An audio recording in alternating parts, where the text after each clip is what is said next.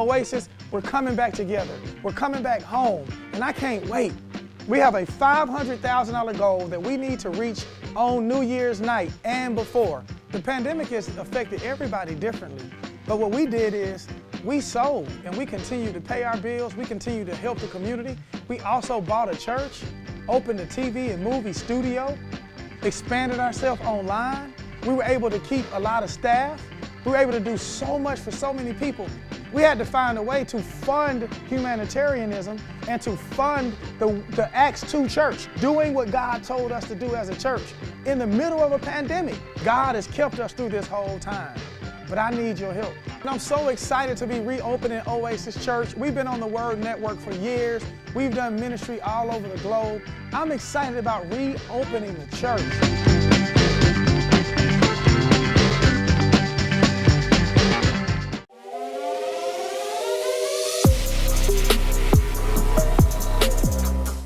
Hey, I'm so excited about this throwback today. This is going to change your life. I want you to check this out. This is a moment that God really moved, and this is a part of the teaching right here. I don't want you to miss it. Check this out. Never let what you've lost stop you from reaching for what you're going to gain. God has to cut and make room. If you think about planting, if you think about gardening, I'm already in my teaching. If you think about gardening, every gardener or farmer knows. The inexperienced eye says, the tree looks perfect. Doesn't it, sir? It looks beautiful. The foliage is beautiful. It's produced fruit. It's doing great. And then the farmer comes and does something that looks crazy. He cuts it, and he prunes it, and he clips it, and he hurts it, and he damages it, and he takes beautiful leaves and he cuts it off. And we would say, why? What are you doing? When I look at things pruned, it looks like it's gonna die, but the farmer knows something the inexperienced eye doesn't know. That if I prune it, it grows bigger. If I prune it, it has more potential. Touch somebody close to you and tell them God's been pruning you. But you're moving into your growing season now. You're moving into your growth season now. If you believe it, clap your hands and say, I believe it. I believe it, I believe it, I believe it. And so, if you're gonna move to the next place, you have to invest. God spoke to me, and I'm so happy this year because this is gonna be a sweatless season for many of us. Somebody say sweatless. Oh man. Some of y'all been with me a long time, and it was years I said it was gonna be hard, and it was. For a lot of us, it's gonna be sweatless. We're gonna have things that's gonna happen, but it's gonna be sweatless because of your posture. Somebody say, I'm gonna have a sweatless investment season. It's gonna be a sweatless. Okay, so let's get into it. I just want to teach quickly today. The kingdom gives you a good name and a contented life. That's what I'm talking about today. I want you to understand my goal. My goal is still to induce giving. I want you guys to understand I'm after you giving resources. I am intentional about provoking you and equipping you and helping your faith to grow so you can give. Many people here and that's connected don't give it all. This is a season for you to give finances into the kingdom. This is the season. And then others, we are givers like me. I'm pushing myself. I will give as a person more than I've ever given in my entire life in 2019. I'm going to give more money. I'm going to give more acts of kindness. I'm going to do more for people than I've ever done in my life this far. Let me tell you why. Because I know as an individual, as Anthony Murray and Pastor Anthony, I know as an individual, the only way that I'm going to be able to manifest and move to the next phase of my purpose and my destiny, I have to break into it with sacrifice, amen, and obedience. The Bible says your obedience is better than your sacrifice. So I'm going to sacrifice, but that's not first. I'm sacrificing because of my obedience. God has instructed me. He says, if you want to go to the next place, I don't want you to be afraid to teach your church, and then I want you to lead out on your own yourself. Touch somebody close to you and tell them, come on with me, come on with me, come on with me. There is no difference between the rich and the poor in God's kingdom. God promises a good name to all his citizens, a good name. I want you to be a better person. I want to be a better man. I want you to be a better teenager. I want you to be a better college student. When you go on campus, I want you to be better. I don't want you to think you better than anybody, but I want you to know you better. Come on, somebody. I know you was taught a little different. I don't want you to walk around stuck up and acting funny. I don't want you to think you better. I want you to know you're better. Come on. I am better, and because I'm better, I won't do that. Come on, y'all. Because I'm better, I won't think like that. Because I'm better, I don't follow the crowd. You're a trendsetter. If you notice me, I don't follow the crowd. I set the pace. Come on, y'all. I set the pace for the culture. I set the pace. And that's who you are. We're all connected. God promises a good name to his citizens.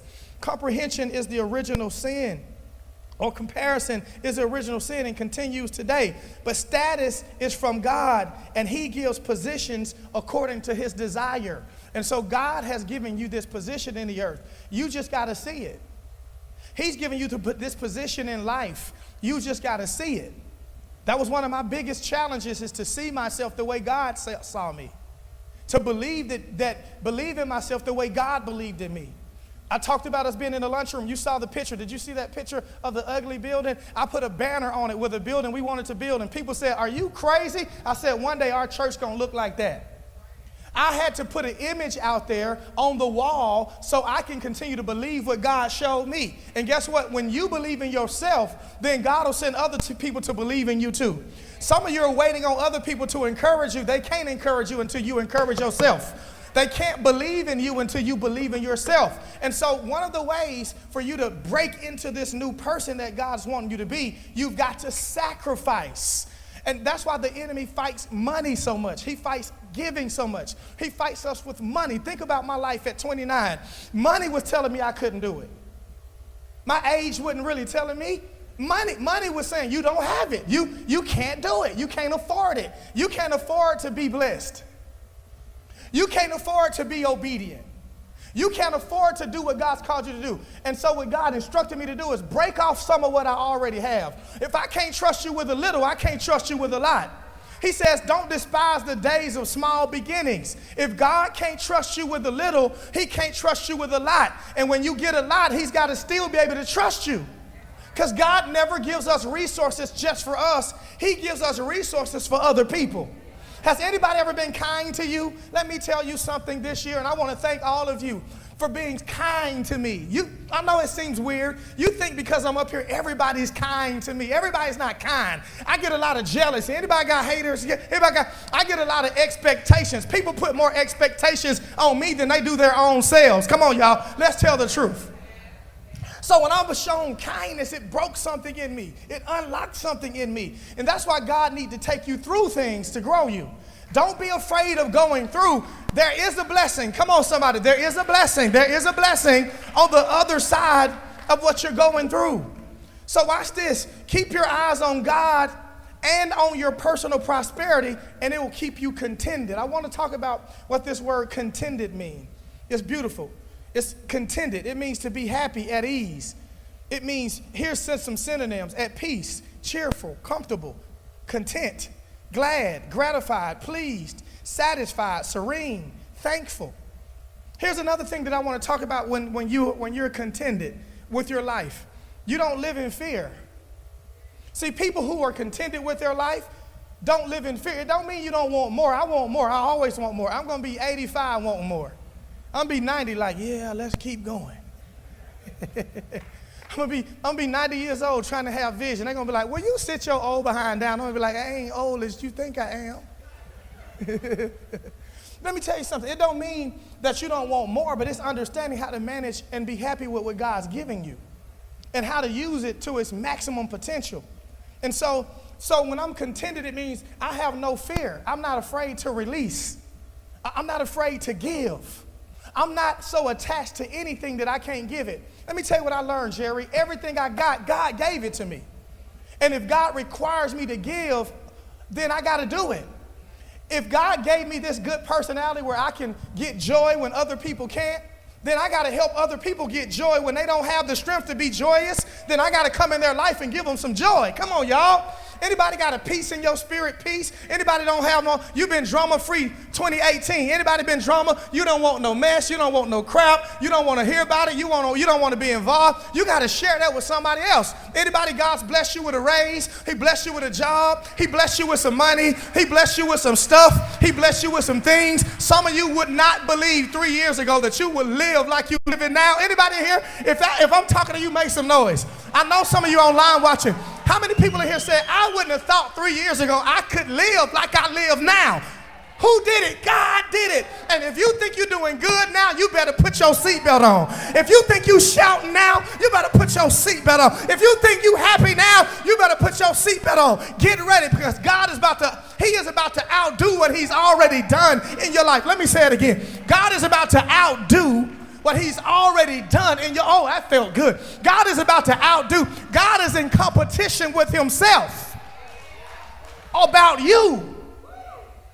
But the problem is he can't bless people who won't obey him. God is speaking to you about giving. He's speaking to you about it. I know he is, because he's been whooping me and telling me you better not be scared. Don't you stand up there and tell him. If you stand up there and tell him, I'll reject you and put another preacher in your place.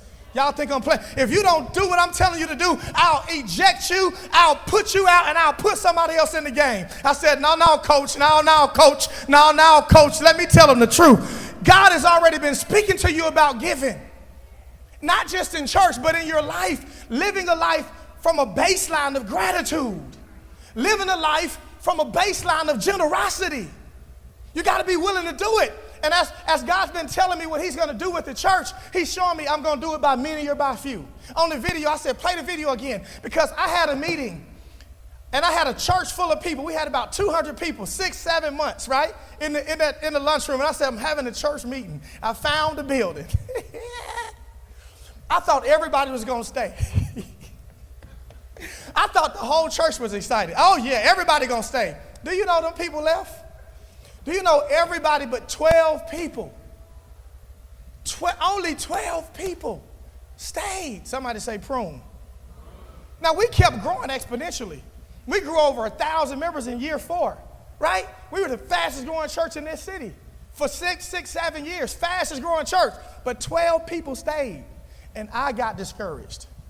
But I was too scared to disobey God and leave, because April, I wanted to say, you know what, forget this. I quit. 12 people stayed. But out of 12 people that stayed, do you know we got most of the money to do what we needed to do? One couple walked up and said, Pastor, they didn't even want nobody to know. They grabbed me after the meeting. Let me tell you how, that's what I'm telling you. Some of you need to get excited, because God's got one more day. Somebody say he got 24 hours. God's got one more day. Some of you are making decisions based on the clock. You got to make a decision based on God's calendar. The meeting was over. Do you hear me, man? The meeting was over, man. And they came to me after the meeting and said, Pastor, go get your church. That was the first time I've ever received a large check of a donation. And guess what? We're sitting in what God showed me back then. That's the kind of God we serve. So God he wanted to use them as a conduit to be a blessing. Now, they're tremendously blessed, and the church has been tremendously blessed. God used the church to bless them, and he used them to bless the church. Somebody say, I want to be a blessing. God's already been speaking to many of you, and it's time for you to let it go. It's time for you to release it. And it's time for you to make a decision over and over again that I'm going to be a part of what God's doing. I'm not leaving. I'm not quitting. I'm not throwing up the towel. I'm not going to run off. I know where God's called me to be.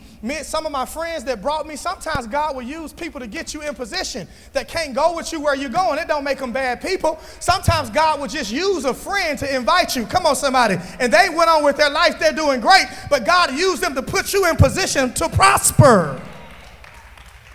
Do you understand what I'm telling you? So again, you got to be at peace with this. This word contented means happy and at ease. It means I'm not afraid. So watch this. Living a contented life, when you do that, you'll always be able to expand, because you don't live in fear. You're not living agitated. You're not living confused and frustrated. Contentment is ease of mind, is happiness and satisfaction. To be content doesn't mean you don't desire more. It means you're thankful for what you have and you're patient for what's to come.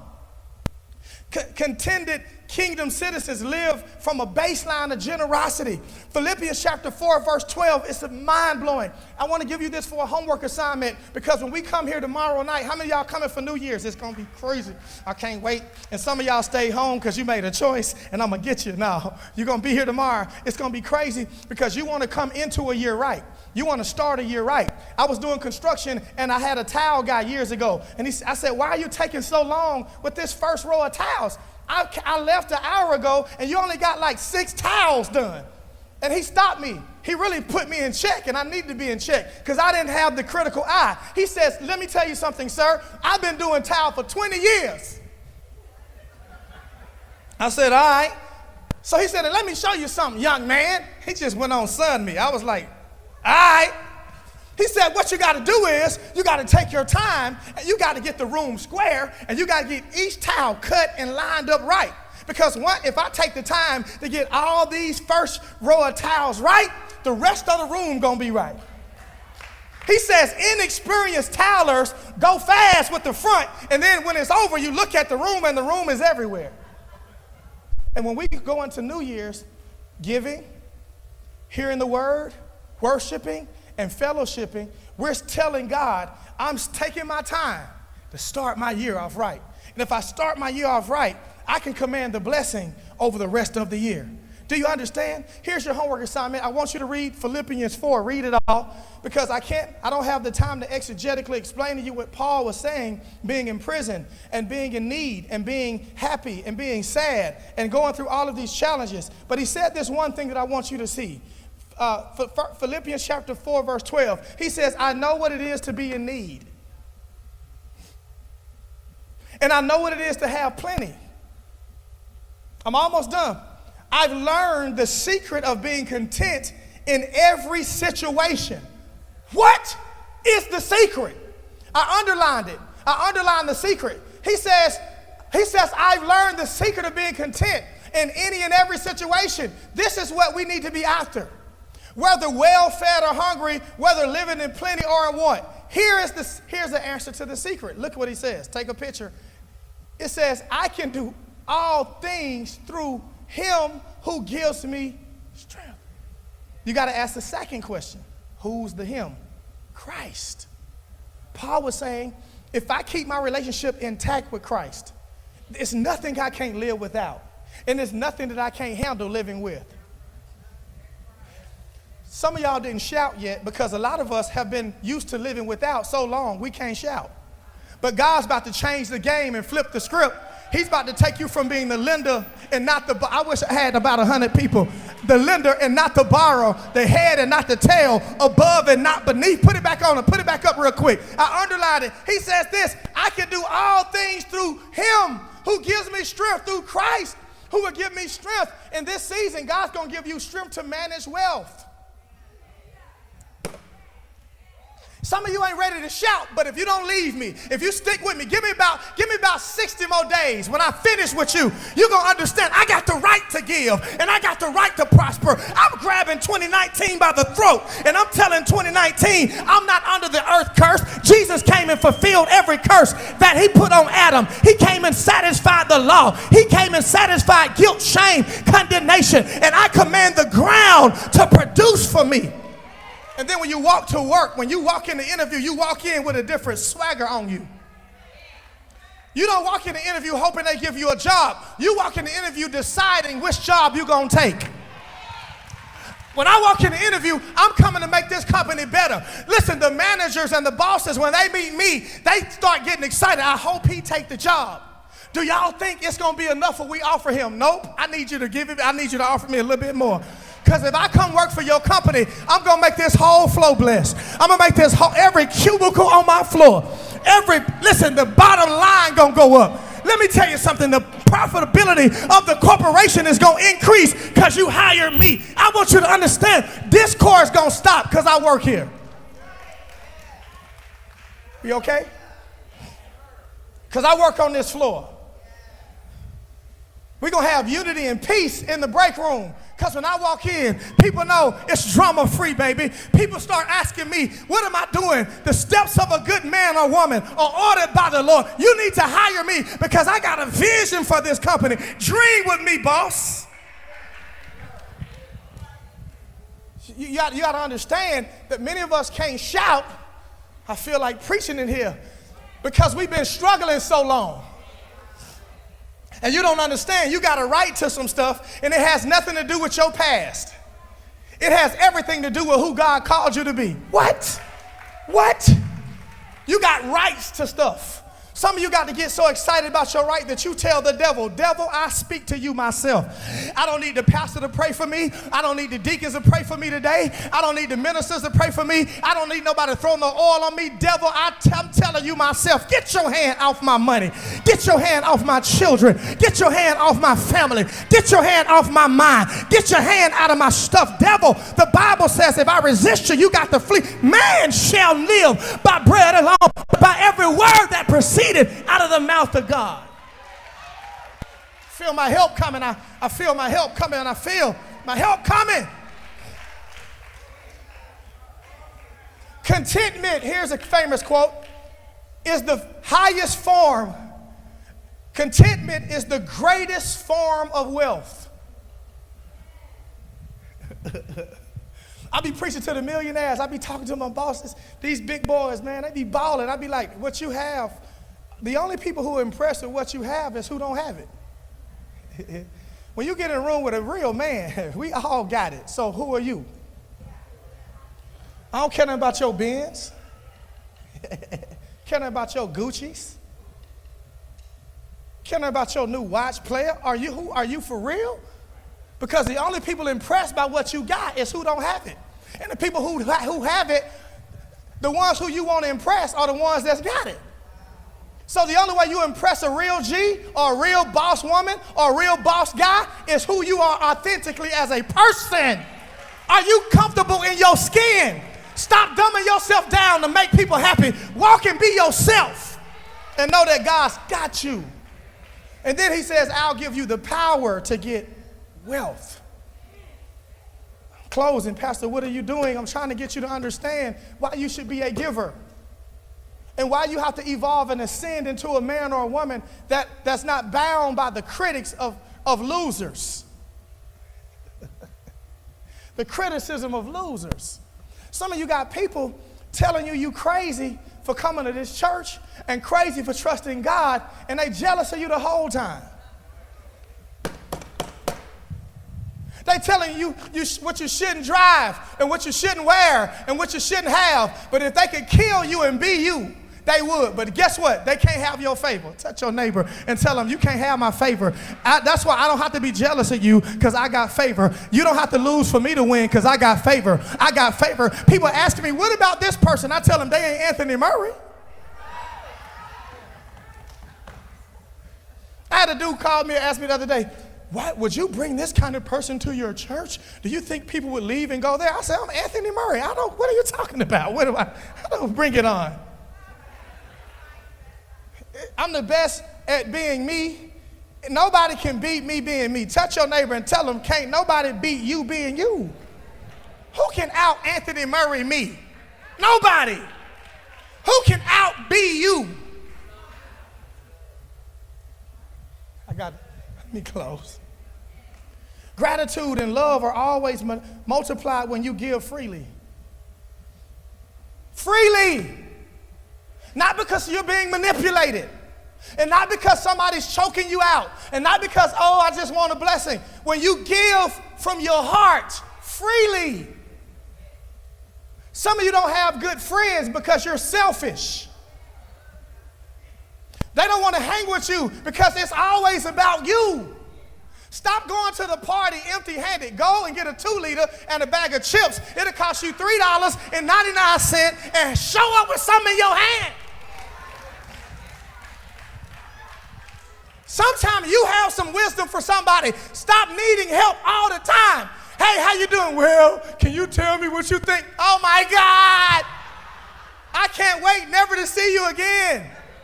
Every time I get in your presence, I feel like I'm drained. I want friends that when I get around them, I feel full. Iron sharpens iron. Mary and Martha, babies leap because both of them had something in them that touched each other. And the babies, John and Jesus, start moving in the bellies. That's a relationship. David and Jonathan, that's a relationship. But many of you don't have good friends because you're selfish. I know that hit hard, right? I'm closing. Pow, pow. Close. You're selfish. It's always about you. Your conversation's about you. Everything. And that's why you always struggle. Some people ain't never going to have nothing. They're going to come to church and sit right next to you every Sunday, get the same word, get the same message, and they ain't going to make it because they ain't going to change. But it won't be you. Oh, look at your neighbor and say, neighbor, I got favor. And favor ain't fair. I may don't have all the money I need, but I got favor. Money don't bring favor, but favor will bring the money. Slap somebody a high five and say, neighbor, I got favor. I may not have friends, but I got favor. And if I get enough favor, favor will bring the friends. Friends don't bring favor, but favor bring the friends. Eyes have not seen, ears have not heard, and neither has it entered the hearts of men what God is going to do in your life. I'm done. Let me give you this prophetic word and we're done. We're going to get ready for New Year's night. I want you to come with your seed ready.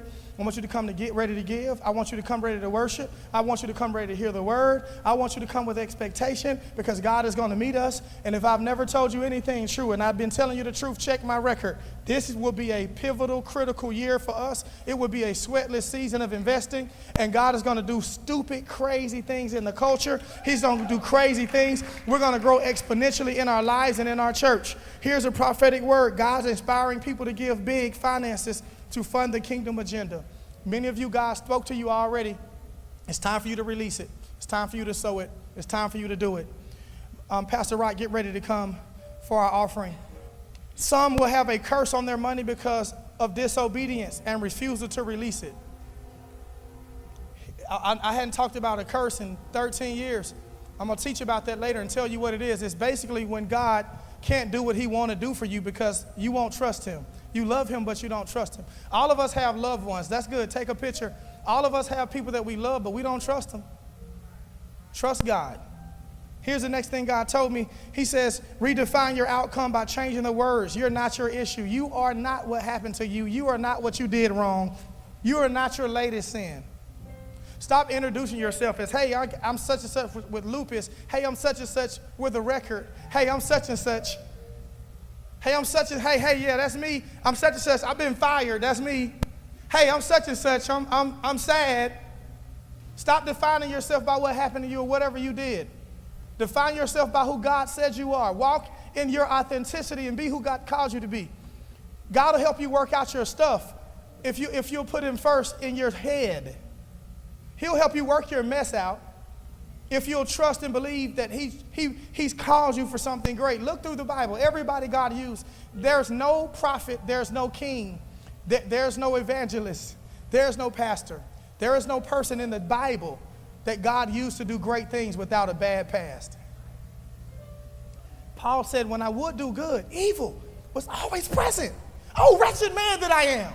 Who shall deliver me from this body of death? Jesus will do it. So Paul started redefining himself. God didn't use anybody to do anything great with a clean past. The only person that God used with a clean past was Jesus. Even his disciples had dirt. Come on, man. Peter went to cussing and lying, denying Jesus. Jesus said, one of y'all gonna deny me. Peter said, it ain't gonna be me. He said, you devil, shut up. Before the cock crow one time, whatever he said, you're gonna be lying. Because you lie, but you're still a good disciple. You just be lying sometimes. You be cussing sometimes.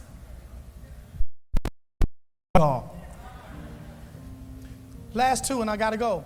Old school serving. This is the prophetic word. Faithfulness and following Jesus is what's cool. The new swagger will be, I am a rap star, but I work on the connection team at my church. Here's a new, I see the future. God's always showed me the future. He's always showed me the future. I helped make all this cool. When I came up, you had to wear a shirt and tie with a jacket or you was going to hell every Sunday. Let me tell you what's coming back. Old and new is coming back. Old school and new school, there's a collision. And God is saying, I'm going to raise up major people that's going to do stupid, crazy things. You'll be an Instagram star, right? With 2 million followers, right? Getting paid on YouTube, but teaching by a life group every Tuesday night. That's the new swag. That's the new sauce. Why should I tell y'all? It's like President Carter, the President of the United States, teach Sunday school. People go to see him teach Sunday school right now. That's the new swag. That's the new drip. That's the new sauce. Here's the last one. Hearing and believing God. Hearing, believing, and applying the word will give you immediate results. When you learn a principle, you activate it right then. Don't say, I'm going to the gym tomorrow. Hallelujah. Lord, help us all. When you feel inspired, do it now. Because the enemy will steal it. I love you so much. We're going to get ready. Hey, I told you that message was fire. Listen, you have to apply it in your life. Don't let it just be entertaining. Don't let it just be a good moment. You got to keep applying it to your life. I'm excited. Let's go. How do you get in this? I've been trying to figure out, how do I get you to understand how to give your life to Jesus? And I keep thinking about the thieves on the cross. You got Jesus and 2 people next to him. You got one dude on one side. You got another dude on the other. One guy says, if you got all that, get us off. Well, you know, Jesus don't say nothing else about him. The other man said, you must be Jesus. I believe in you. Would you please remember me? Jesus said today. He didn't say 10 years from now. He didn't say you got to go undo all your wrongs. He didn't say you got to uncommit crimes. He didn't say you got to live for 10 years and be perfect first. He says, because of your heart and because of your faith, today you're going to be with me in paradise. That tells me logically and by faith that this is something that happens instantaneously. I believe in my heart.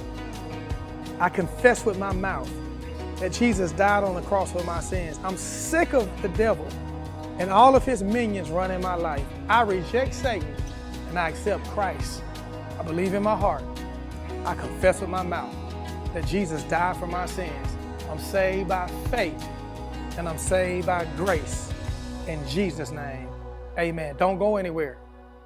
Hey, my name is Anthony Murray. I'm so excited to be unlocking you today. I want to get to know you personally. I have books, I have coaching, and all kind of stuff that I need to get to you right now. I have a book entitled, What Happened to Your Dreams. It's all about redefining and rediscovering your God-given purpose and dreams. I'll walk you step by step with this book on how to do it. One of my favorite chapters is talking about your personal greatness. And that, listen, you were born to inspire. Some of the things you've gone through in your life was all to get you to this point. You need to get the book. Let me send it to you. Text AMM to 52886 and connect with me. Join me. Become a part of what we're doing. Also, if you'd like to get the book, go to Amazon.com and you can get it right now. I'm so excited about unlocking you, but I need your help. Tell 3 people that Anthony Murray is live and he's ready to unlock. I'll see y'all next time. Peace.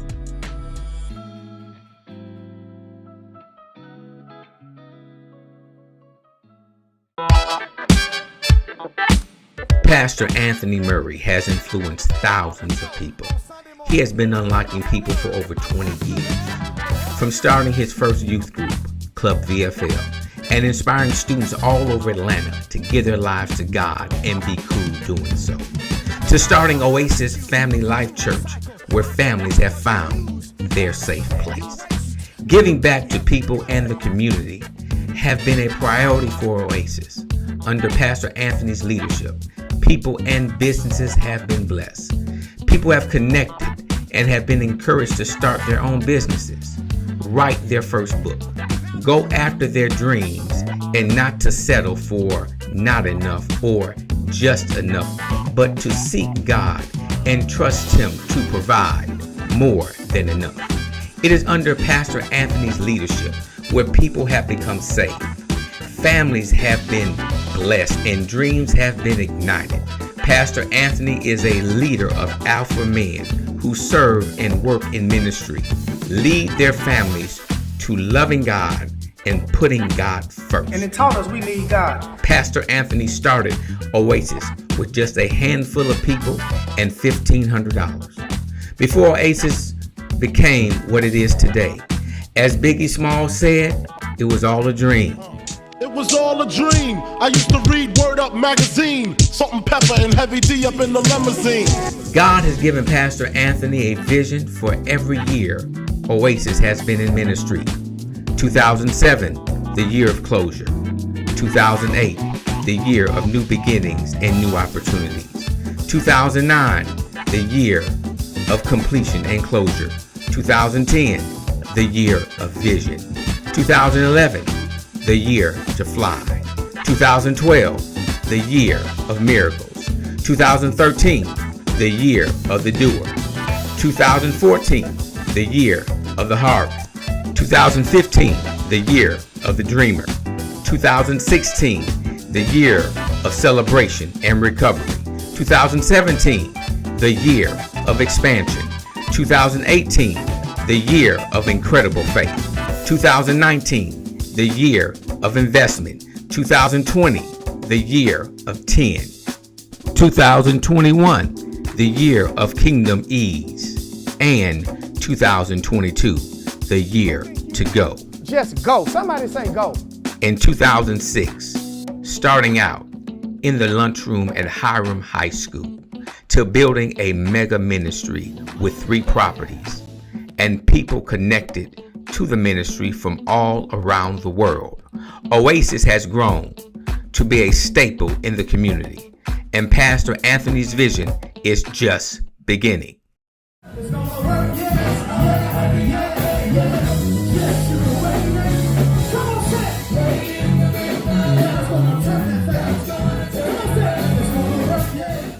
Happy 45th birthday, Pastor Anthony. You are an influencer. You are a trendsetter. You are a visionary. You are a mighty man of God. You are the unlocker. My name is Anthony Murray, and you just